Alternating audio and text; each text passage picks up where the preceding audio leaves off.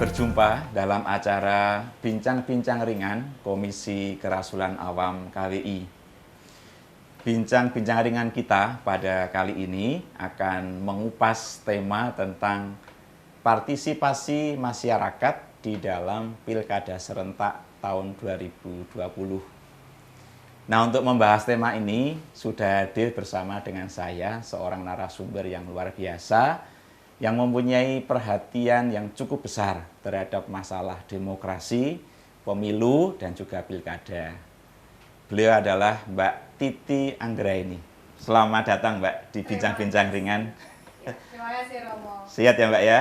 Alhamdulillah sehat. Iya. Romo juga sehat ya? Sehat Mbak, itu yang kita cari, bisa sehat itu bisa bertemu begini. Iya.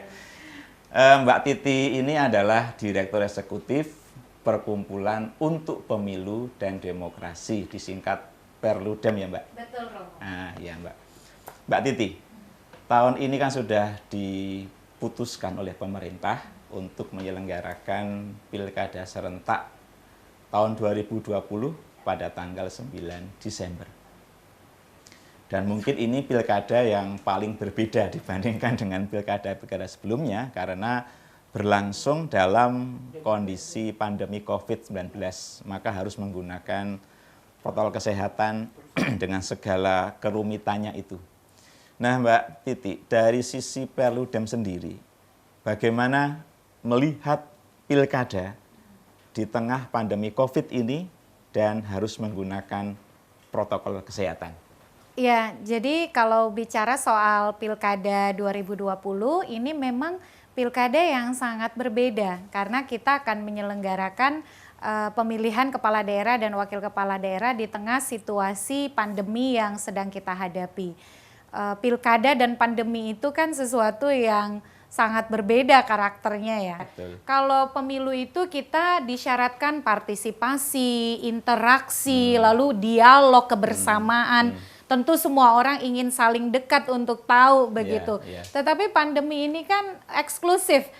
Kita diminta untuk jaga jarak, mengurangi interaksi berupa kerumunan dan lain sebagainya. Sehingga memang perlu waktu untuk beradaptasi menemukan dua karakter yang tidak sama ini.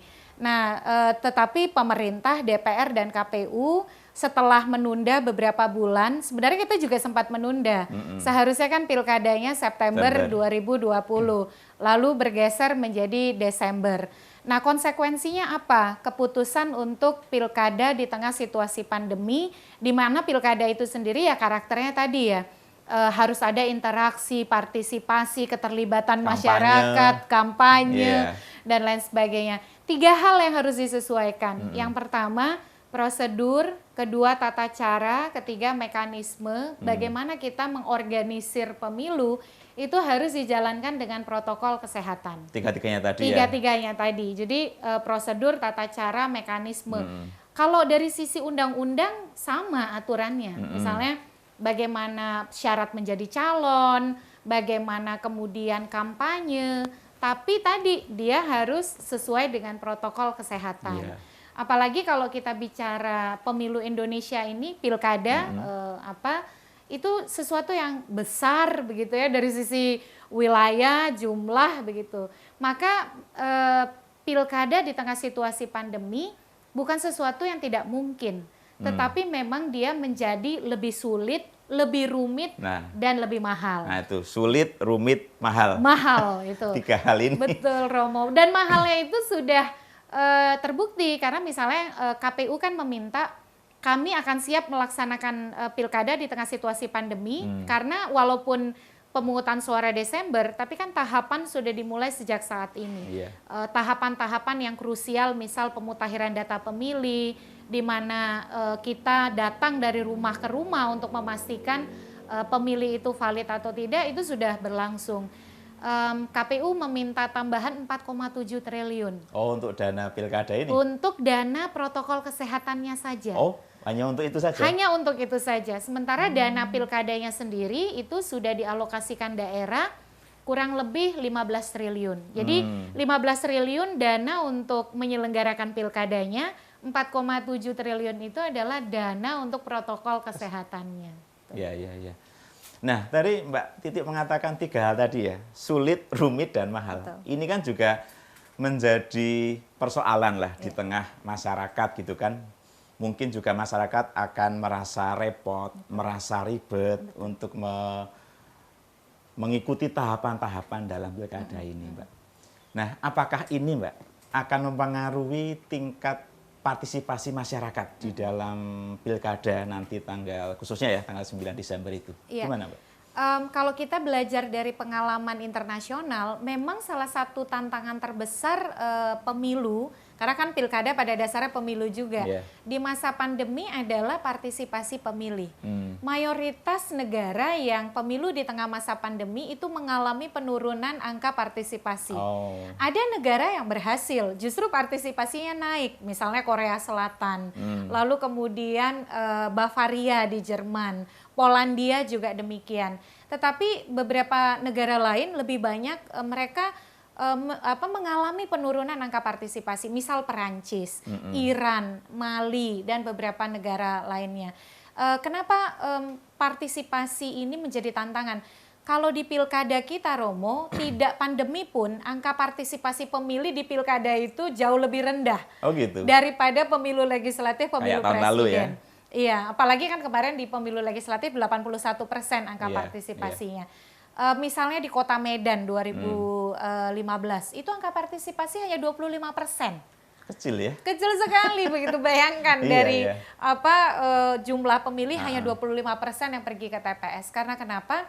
Di pilkada ini kan memang gegap gempitanya tidak terlalu sama dengan pemilu legislatif yang kandidatnya banyak begitu, Iya. ataupun pemilu presiden yang luar biasa itu agenda nasional. Nah, tetapi di tengah situasi pandemi tantangan kita jadi lebih besar. Karena pertama beberapa survei misalnya menemukan Litbang Kompas 60% lebih responden menganggap pilkada bukan prioritas di masa pandemi. Oh. Jadi Dan mereka mikir kesehatan mungkin kali ya? ya, ekonomi, kesehatan itu, dan ini sendiri berarti kan memang memerlukan perlakuan khusus serius dari pemerintah, penyelenggara pemilu kita, dan partai politik. Dan yang kedua, survei dari Carta Politika misalnya terakhir, hanya 34% saja yang pasti akan datang ke TPS. Sisanya masih 50%-an belum memutuskan. Nah, jadi pertimbangannya banyak. Misalnya soal tadi alasan kesehatan. Lalu juga pilkada di tengah situasi pandemi dianggap bukan prioritas. Selain juga mereka beranggapan bahwa bisa jadi belum mendapat informasi yang cukup soal pilkada 2020 dan urgensinya untuk mereka. Apalagi kan kita baru selesai pemilu legislatif, pemilu presiden, kok sudah pemilu lagi. Iya. Oke, Mbak. Nah, padahal kalau kita pikir itu kan pilkada kan penting ya, Mbak. Karena akan memilih para kepala daerah yang akan memikirkan nasib daerah itu dengan berbagai macam kebijakan. Nah, sayang kalau seandainya partisipasi masyarakat itu rendah begitu ya, Mbak. Nah, kira-kira menurut Mbak Titi, gimana caranya supaya masyarakat ini kembali punya semangat, punya kepedulian terhadap pilkada ini? Karena ini juga sangat menentukan nasib hidup masyarakat di daerah-daerah gitu, Mbak. Betul.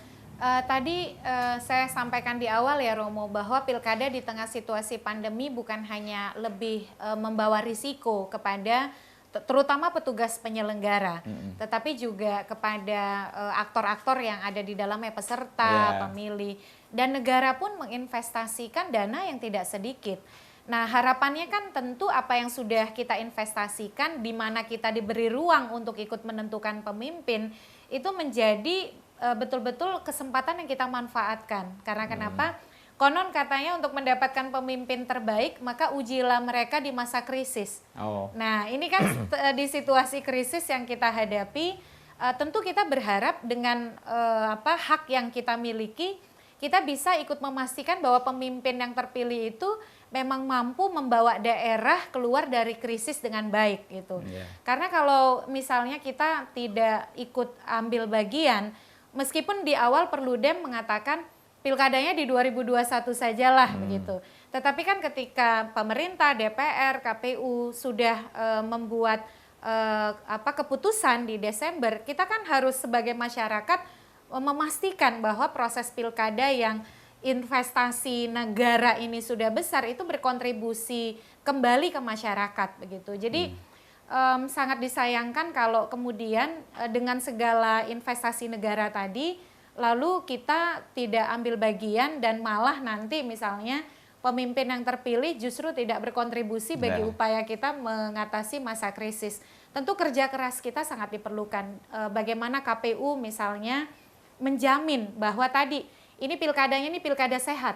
Jadi bukan hanya prosedurnya dilakukan dengan cara-cara yang sehat, tapi orang-orang yang terlibat di dalamnya juga sehat. Pemerintah juga demikian, membuat informasi yang aksesibel bagi semua. Partai politik juga diharapkan melakukan hal yang sama, karena sebenarnya kalau partai politik kita mengusung calon-calon terbaik dan itu disampaikan kepada masyarakat, pasti masyarakat pun akan mau untuk terlibat. Serta apa yang kita lakukan hari ini, misalnya dari KWI, masyarakat sipil, lalu organisasi kemasyarakatan, karena Indonesia ini terlalu besar kalau hanya dikelola oleh segelintir orang. Iya, betul. Pemilihnya saja di Pilkada 2020 ini Romo lebih dari 105 juta. Oh iya, banyak sekali ya. Betul, di 270 daerah ini kan kita 9 pemilihan gubernur. Iya. 224 pemilihan bupati dan 37 pemilihan wali kota. Dan itu tersebar di 32 provinsi. Hanya 2 provinsi saja yang tidak punya agenda pilkada, DKI Jakarta dan Aceh. Jadi sebenarnya walaupun ini lokusnya ada di daerah, tapi dia agenda nasional, agenda kita semua bisa dibilang begitu. Iya, baik Mbak. Kita berharap agar masyarakat itu memang berpartisipasi karena itu adalah saatnya masyarakat menggunakan hak politiknya gitu ya Mbak.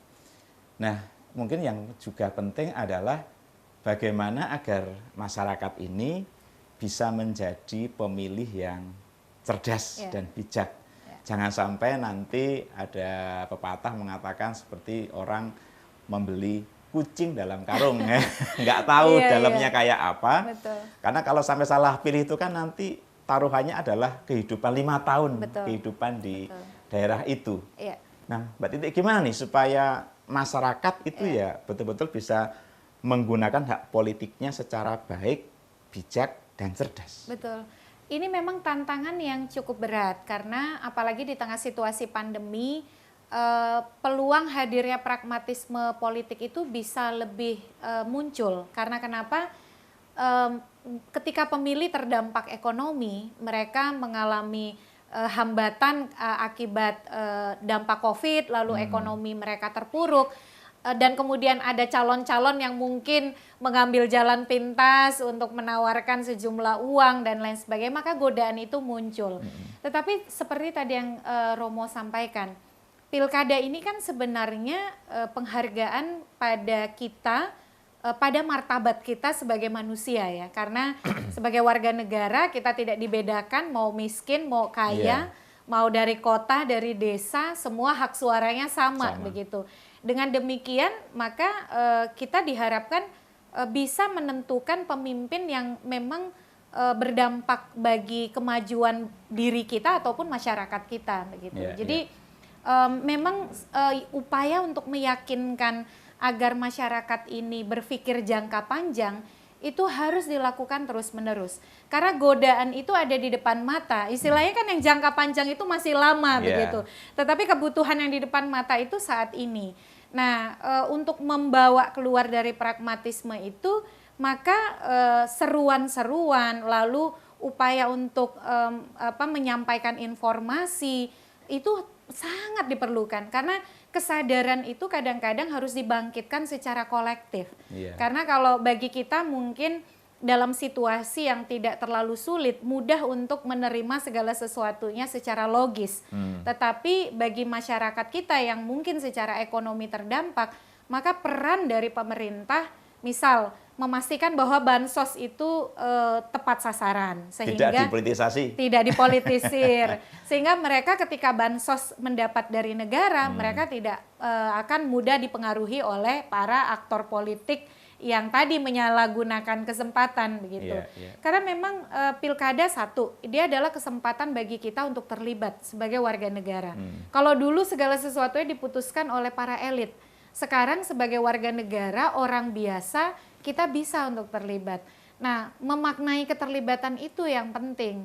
Karena sekali lagi, kalau misalnya tadi ya dapat uang atau money politik itu mungkin bisa 1 hari 2 hari. Dapat pemimpin yang salah itu musibah sepanjang masa kan gitu. Betul. Nah jadi pesan itu yang memang oleh semua tokoh agama, tokoh masyarakat, akademisi itu harus tersampaikan Romo. Karena supaya dia menjadi memori kolektif yang mengikat kita secara bersama-sama. Jadi butuh kerjasama, sinergi antar stakeholder, antar lembaga untuk memberikan penyadaran kepada masyarakat terkait dengan pentingnya keterlibatan kita sebagai warga masyarakat dalam pilkada ini. Nah Mbak Titi, saat ini kan memang kita itu sudah sering mengadakan pesta demokrasi ya, ada pilkada, ada pemilu, tetapi juga di saat yang sama itu penyakitnya juga sama Mbak. Iya kan, politik uang, kemudian politik identitas, dan macam-macam ya. Nah, ini pasti nanti juga kan akan muncul juga. Saya menduga akan muncul juga dalam pilkada ini. Nah, kira-kira tipsnya apa Mbak untuk masyarakat ketika menghadapi situasi atau menghadapi keadaan seperti itu? Bagaimana caranya supaya bisa bertahan, tidak goyah, dan tetap bisa menjaga demokrasi secara sehat? Betul, ini tantangan kita besar karena kita di 270 daerah. Jadi kalau pilpres itu kan aktornya nasional semua dan dibawa ke daerah begitu. Tetapi kalau ini 270 daerah, 270 pemilihan. Kalau satu daerah saja 2 calon, berarti 270 kali 2 begitu. Setiap daerah itu memang punya karakter atau kemudian punya kekhasannya masing-masing. Bisa jadi di satu daerah tidak ada isu soal politik identitas, tetapi di daerah yang lain dia akan bisa muncul. Paling penting bagi saya yang bekerja di isu demokrasi sejak lama. Tahun ini saya bergiat di pemilu itu sudah 21 tahun Romo. Dan memang tantangan klasiknya tuh sama gitu ya. Politik uang, politisasi identitas dalam banyak bentuk, hegemoni identitas terutama ya. Lalu juga netralitas ASN, validitas DPT yang masih bermasalah begitu. Nah, setelah saya pelajari ternyata tidak mungkin kita dapatkan pemilu yang bebas dan adil kalau pemilih kita tidak terbebas dari kebohongan, informasi yang menyesatkan, informasi atau pengaruh yang menyesatkan, dan tekanan. Dan ternyata pengaruh yang menyesatkan itu bukan hanya informasi bohong, hoax dan lain sebagainya. Uang juga jadi pengaruh yang menyesatkan. Karena kan ketika kita menerima uang, harusnya pilihan kita itu bisa dibuat terbaik, justru pilihan yang pragmatis. Nah, maka caranya adalah tentu kesadaran itu menjadi salah satu kunci. Dan kesadaran itu memang lebih baik berangkat dari kesadaran pribadi. Tetapi kan kadang-kadang itu tidak muncul dengan seketika ya. Nah, kami selama ini selalu menyampaikan hak pilih kita yang 1 person, 1 vote, 1 value ini, 1 orang, 1 suara, 1 nilai, sesungguhnya merupakan penghargaan pada identitas kita sebagai manusia begitu. Nah, ketika kita dihargai sebagai manusia, maka kemanusiaan itu yang harus kita kedepankan.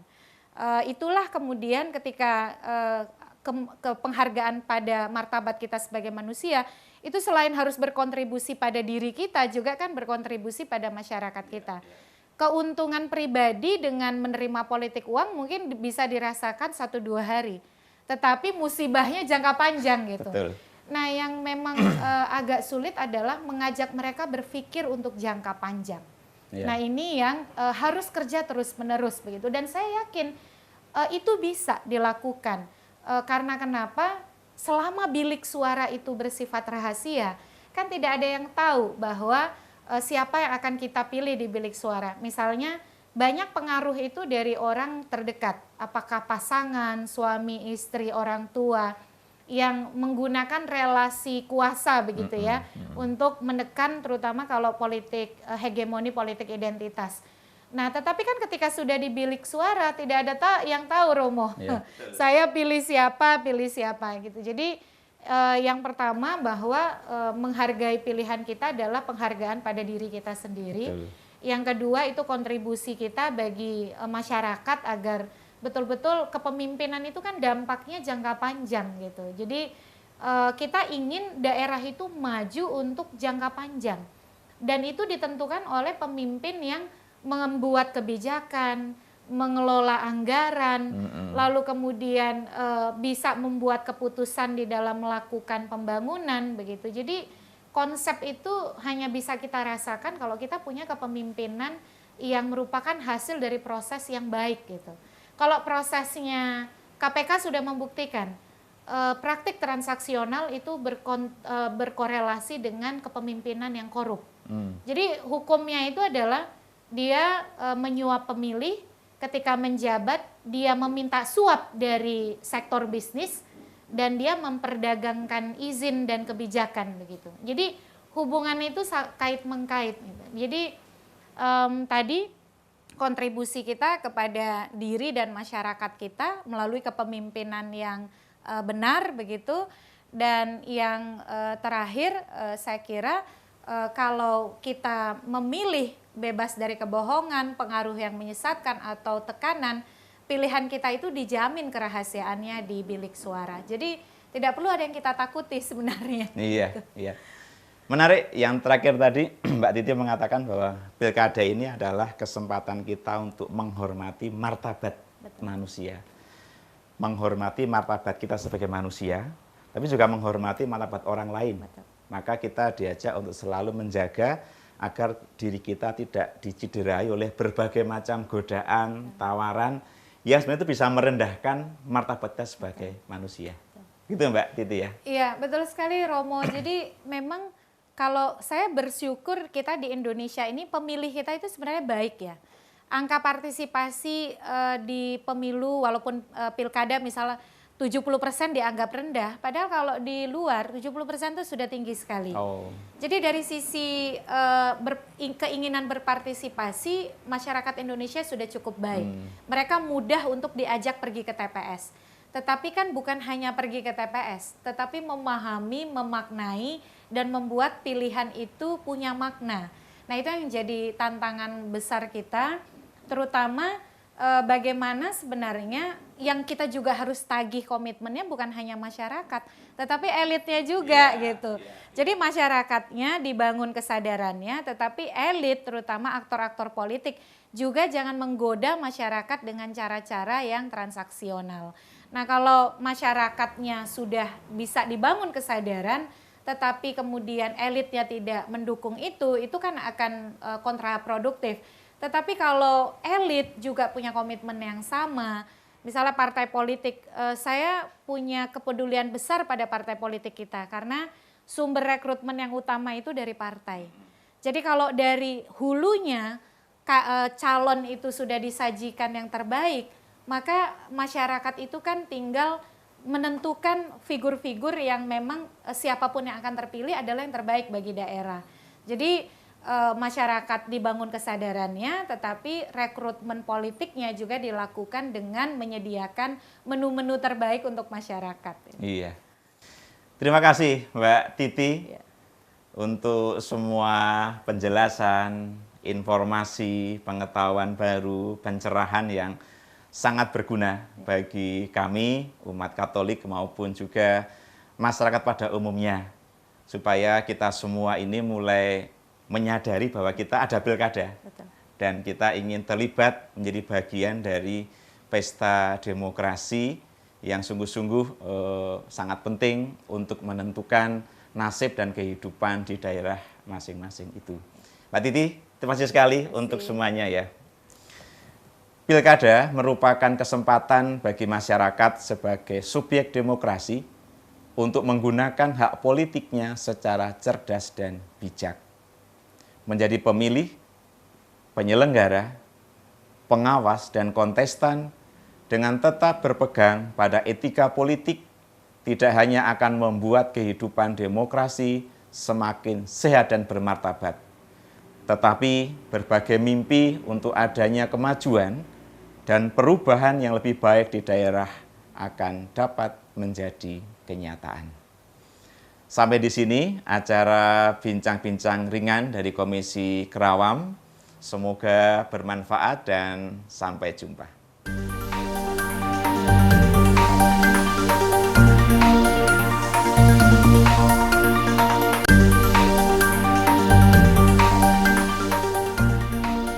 Sudah bersama dengan saya lewat media Zoom.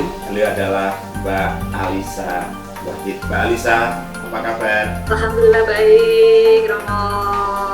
Mbak Alisa, setiap kali kita pesta demokrasi tidak lepas dari soal radikalisme, soal intoleransi, soal ekstremisme. Nah, kira-kira penyebab dari lahirnya hal-hal ini apa? Padahal kita punya Pancasila yang sudah kita hidupi sekian puluh tahun. Kenapa ini terjadi? Karena demokrasi itu ternyata belum berkembang seutuhnya gitu, Romo. Jadi demokrasi itu kan prinsipnya adalah dari rakyat, oleh rakyat, untuk rakyat, yang milih pemimpin rakyat, yang ikut membahas program-program dan kebijakan pemerintah rakyat melalui wakilnya. Lalu semua itu milih pemimpin dan milih wakil rakyat itu dengan membentuk kebijakan dan program itu untuk siapa? Untuk rakyat. Harusnya kan begitu kalau demokrasi. Sekarang enggak.